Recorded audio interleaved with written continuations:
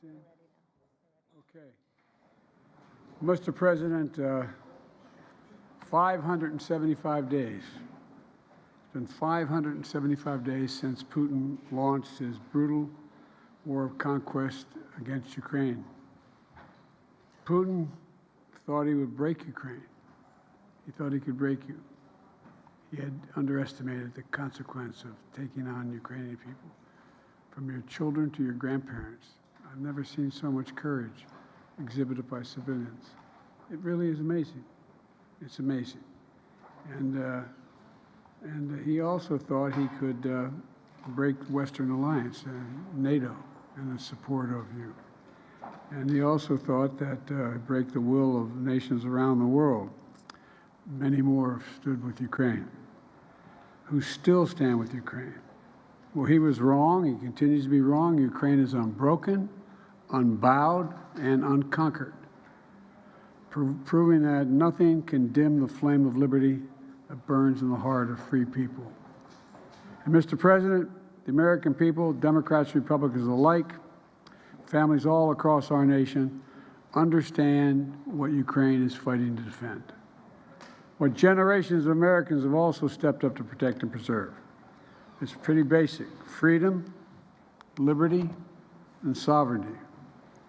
And as I made clear at the UN this week, and you were there, the entire world has a stake in making sure that no nation, no aggressor is allowed to take a neighbor's territory by force.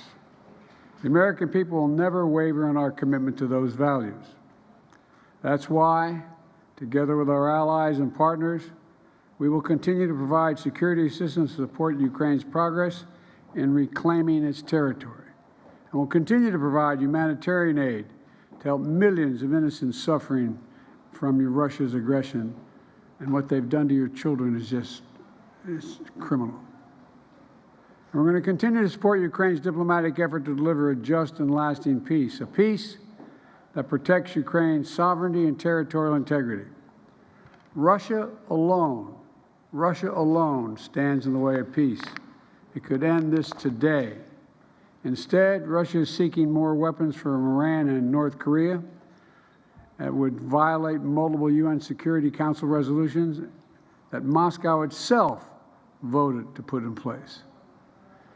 Instead, as the threat of famine still stalks families around the globe, Russia is bombing grain silos in Ukraine and separating families, kidnapping, this is what I can't get over, kidnapping thousands of Ukrainian children.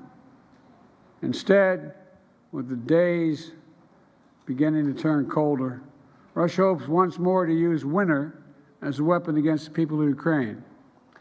But as I discussed with President Zelenskyy, the people of Ukraine are steeled for this struggle ahead, and the United States is going to continue to stand with you. Today, I approved the next tranche of U.S. security assistance to Ukraine, including more artillery, more ammunition, more anti-tank weapons, and next week, the first U.S. Abrams tanks will be delivered to Ukraine. We also focused on strengthening Ukraine's air defense capabilities to protect the critical infrastructure that provides heat and light during the coldest and darkest days of the year. That includes providing a second Hawk air defense battery with steady deliveries of additional Hawk and other systems each month through the winter, and a new package of launchers and interceptors that's going to protect Ukraine's grain silos, hospitals, schools, and power plants. That will help save Ukrainian lives. Just as we're committed to helping Ukrainian people defend themselves now, we're also committed to helping them recover and rebuild for the future, including supporting reforms that are going to combat corruption, creating an environment where businesses can thrive and where American and European businesses want to invest. Ladies and gentlemen, last week I announced the appointment of Penny Pritzker as our new special representative. Penny, thank you for being willing to come back in.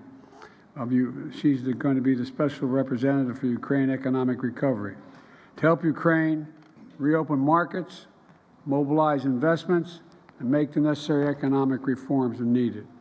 And together with 29 other partners, partners, and their partners.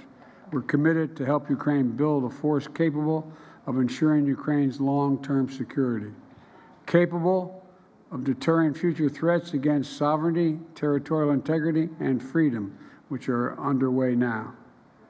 Because that's what this is all about, the future of freedom. America can never, will never walk away from that. That's why 575 days later, we stand with Ukraine and will continue to stand with you, Mr. President. And that's why we're so proud of being able to be with you. Mr. President, we're with you, and we're staying with you. Thank you so much, Mr. President. Thank you for all these 575 days. Yes, and thanks to American people. All these days, they are together with us, with Ukrainians, with ordinary people, all of us. Thank you so much. Thanks you, your team, Congress, and thanks journalists for all your messages to your society and to the world, that you share the truth about this tragedy, aggression from Russia. So thank you very much, dear Mr. President Biden. Thank you for a warm meeting and very productive, strong negotiations. And today we have some important results. First, we agreed to work on the future force of Ukraine. It's very important, and it's a strategic decision that will allow us to prevent any new aggression against us, against Ukraine, our people.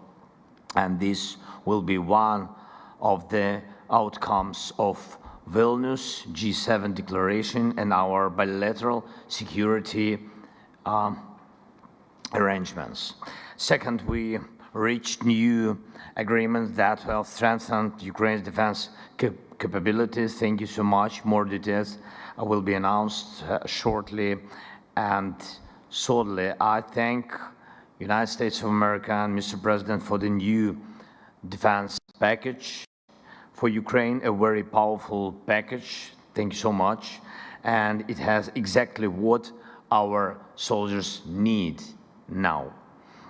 Fourthly, the United States will be helping Ukraine with strengthening our air defense during this winter season. Fifth, we agreed on specific steps to expand the export of grain from Ukraine, and we will continue to work on the peace formula and preparing inaugural summit. So thank you so much, not only for these points, for all these points, for all these 575 days. Thank you. Thank you very much, Mr. President. Thank you all. Are you confident that Congress is going to support your efforts to get supplemental aid? Did you get any assurances? I'm counting on a good judgment of the United States Congress. There's no alternative. Thank you. All right, we ready? Thank you so much.